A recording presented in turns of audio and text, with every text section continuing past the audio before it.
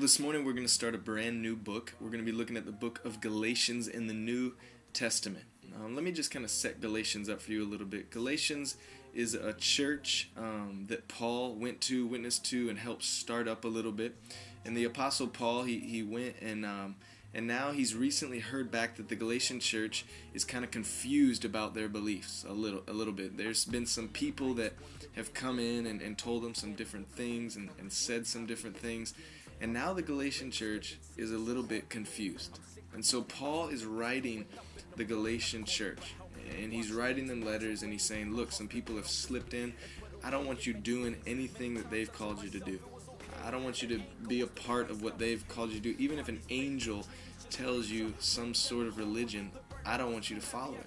And so chapter 1 comes along and he says something interesting in this letter that I think we can all grow from, that we think we can all learn from. It's Galatians chapter 1, verse 10. Let's check it out. It says this: Am I now trying to win the approval of men or of God? Or am I trying to please men? If I were still trying to please men, I would not be a servant of Christ.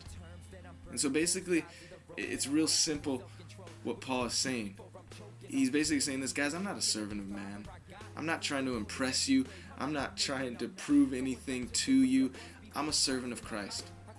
I'm going to do what God's called me to do. I'm going to say what God has called me to say because I'm not worried about what you're thinking about me.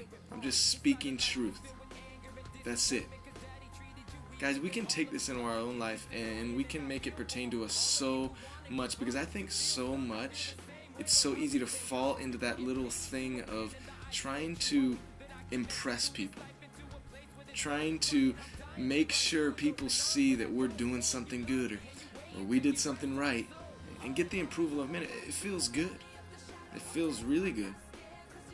But the truth is this, is that if we're true servants of Christ, our main goal should be to impress God. To just serve God because He's the only one I care about. He's the only one that I care what thinks about what I'm doing. If He is happy with what I'm doing, then that's all that should matter. And so I encourage you this morning, don't fall into the trap of caring what the people around you are thinking about you if you're doing what God called you to do. If you know that you're doing and saying what God's called you to do and say, then that's all that should matter. And that's all you should care about.